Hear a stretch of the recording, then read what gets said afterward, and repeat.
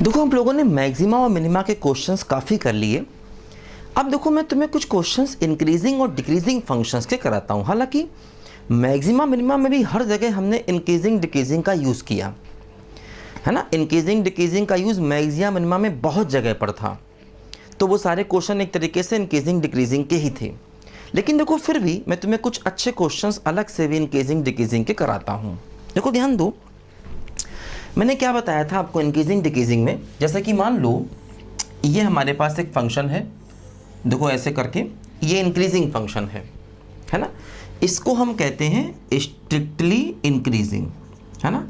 ये function strictly increasing है और इसमें d y d x greater than zero हो रहा है, ग्रेटर देन जीरो। ठीक है।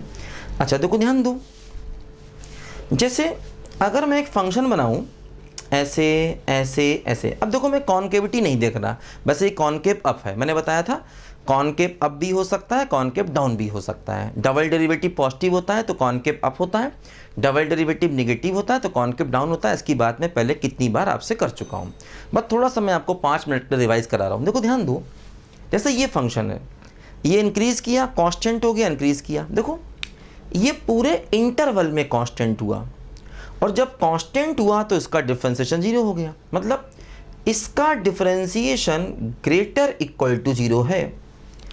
इसको कहा जाता है नॉन डिक्रीजिंग।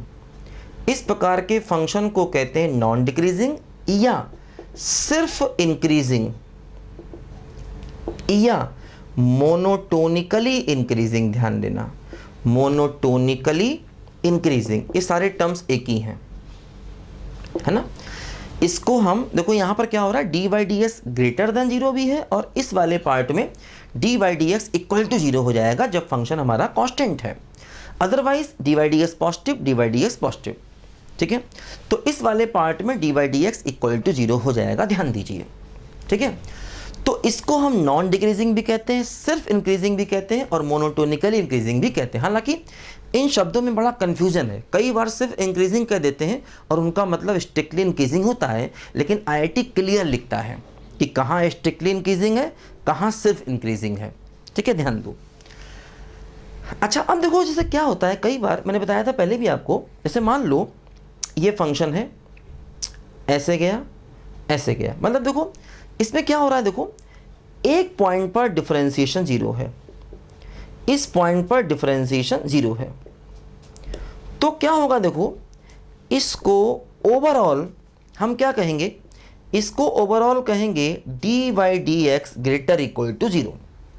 क्योंकि देखो d y d x positive, d y d x positive और इस पॉइंट पर डिफरेंशिएशन क्या हो गया, zero, d y d x greater equal to zero हो गया, ध्यान दो।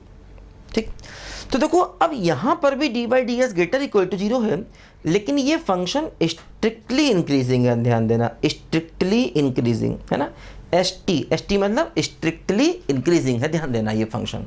ठीक है, हालांकि d y d x greater equal to zero है, तो अगर डिफरेंशिएशन कुछ लिमिटेड पॉइंट्स पर जीरो हो जाए तब भी फंक्शन स्ट्रिक्टली इंक्रीजिंग रहता है। ये मैंने पहले भी आपको ये बात बताई थी। यही चीज़ बिल्कुल डिक्रीजिंग में भी है। जैसे कि मान लो फॉर एग्जाम्पल, है ना, इसको लिखो जरा पहले बच्चों, एग्जैक्टली यही चीज़ देखो डिक्रीजिंग भी है। इसको लिखो, मिटाता हूँ, है ना।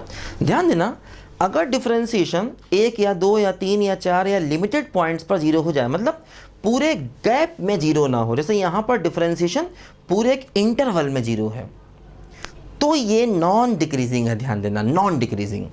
ठीक है, अगर कुछ लिमिटेड पॉइंट्स पर डिफरेंशिएशन जीरो हो जाए तो उससे वो स्ट्रिक्टली इंक्रीजिंग रहता है। देखो बिल्कुल यही चीज़ डिक्रीजिंग में भी है। जैसे कि मान लो अगर हम यहाँ पर एक ग्राफ बनाएं, देखो मान लो मैंने फंक्शन को ऐसे लिया, अब देखो ये फंक्शन स्ट्रिक्टली डिक्रीजिंग है, इसमें क्या होगा, d y d x negative होगा, देखो स्ट्रिक्टली डिक्रीजिंग। ठीक, इसमें देखो d y d x negative हो जाएगा, ध्यान दो। अच्छा अब देखो जैसे फॉर एग्जाम्पल अगर हम देखो, अब देखो कॉन्केविटी नहीं देख रहे हैं, बता रहे हैं ना, कॉन्केव डाउन भी हो सकता है, अप भी हो सकता है। इंक्रीजिंग में भी कॉन्केव डाउन और अप हो सकता था और डिक्रीजिंग में भी कॉन्केव डाउन और अप हो सकता था, है ना। ध्यान दो, ये बात मैंने पहले भी आपको बताई होगी। देखो अब जैसे मान लो हमने एक फंक्शन लिया ऐसे ऐसे और ऐसे। अब देखो जैसे ये डिक्रीजिंग है, कांस्टेंट हो गया, फिर डिक्रीजिंग है, तो इसको कहेंगे हम लोग, देखो यहाँ पर इसको हम लोग कहेंगे नॉन इंक्रीजिंग, है ना, नॉन इंक्रीजिंग या सिर्फ डिक्रीजिंग, है ना, या मोनोटोनिकली डिक्रीजिंग। ध्यान दो, मोनोटोनिकली डिक्रीजिंग।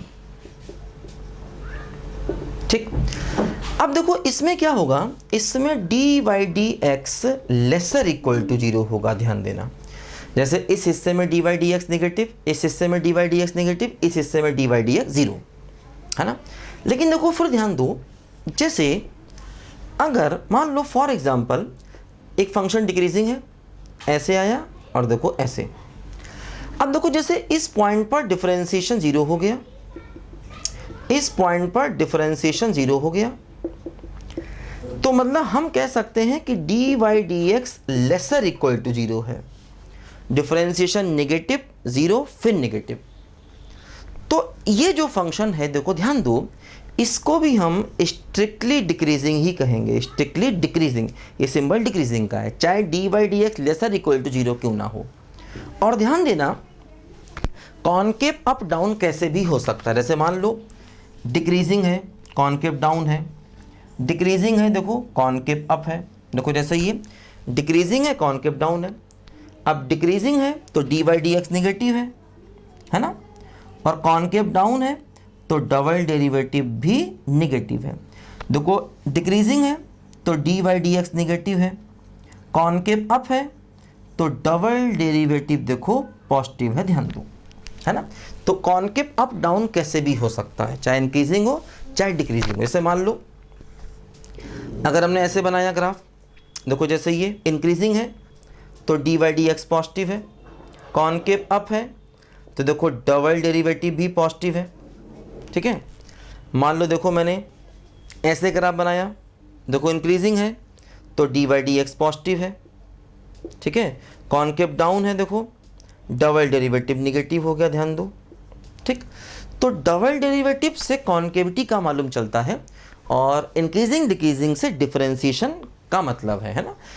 सिंगल डिफरेंशिएशन से इंक्रीजिंग डिक्रीजिंग और डबल डेरिवेटिव से हमें कॉनकेविटी का मालूम चलता है। ये बातें मैं पहले भी आपको बता चुका हूँ, है ना। अब देखो ध्यान देना, जैसे मान लो हमने फॉर एग्जाम्पल देखो मान लो, देखो उसको मिटा रहे हैं यहाँ पर। अच्छा देखो मेरा मिटाया काम चलता है। देखो ध्यान दो, मान लो जैसे हमने कांस्टेंट फंक्शन लिया, देखो कांस्टेंट फंक्शन। अब कांस्टेंट फंक्शन को नॉन डिक्रीजिंग भी कह सकते हैं और नॉन इंक्रीजिंग भी कह सकते हैं। तो कांस्टेंट फंक्शन जो होता है वो नॉन डिक्रीजिंग भी है ना, और नॉन इंक्रीजिंग भी है। ध्यान देना, कांस्टेंट दोनों में आ गया। देखो जैसे हमने जब नॉन इंक्रीजिंग लिया था तो वहाँ देखो जैसे ये हमने नॉन इंक्रीजिंग लिया, इसमें भी कांस्टेंट को लिया, और जब मैंने नॉन डिक्रीजिंग लिया था देखो उसमें भी कांस्टेंट को लिया। तो कांस्टेंट फंक्शन दोनों में है, नॉन इंक्रीजिंग में भी है और नॉन डिक्रीजिंग में भी है। ध्यान देना, ठीक है। तो ये कुछ बेसिक चीज़ें हैं जो पहले भी हम लोग पढ़ चुके हैं, हमारे लिए कोई नई नहीं है, बस थोड़ा सा मैंने आपको रिकॉल कराया क्वेश्चन को कराते समय। ठीक है, लिखो बच्चों। और इंटरवल लिखने का तरीका मैंने बताया था आपको कि थोड़ा सा ओपन क्लोज का यहाँ पर ध्यान रखना पड़ता है। कई लोग क्लोज लगाते हैं, कई लोग ओपन लगाते हैं, तो थोड़ा उसका यहाँ पर ध्यान रखेंगे। हम लोग कोशिश करेंगे क्लोज ही लगाएंगे हर जगह, है ना। थोड़ा इंटरवल लिखने का तरीका ध्यान देना पड़ता है यहाँ पर। ठीक है, लिखो बच्चों ध्यान से।